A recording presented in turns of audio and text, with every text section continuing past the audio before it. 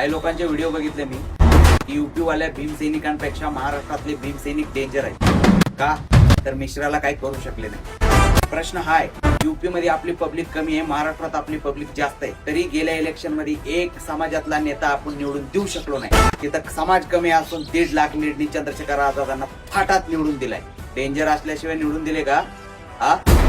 कसे भीमसैनिक तामिळनाडूचा असो, उत्तर प्रदेशचा असो, कर्नाटकचा असो, नाही तर महाराष्ट्राचा असो, ऑल इंडियाचा कुठला पण भीमसैनिक हा आमचाच आहे आणि खतरनाकच असतो, क्योंकि हजारों लोगों के सामने खड़ा हुआ अकेला आदमी वो होता है आंबेडकरवादी। मिश्राचा कार्यक्रम होणार, काळी शाई लावून गळ्यात चपलाचा हार घालून कार्यक्रम होणार। जय भीम, जय भीमा कोरेगाव। कसं तर निम्मे आपल्या एंट्रीलाच पळून जा।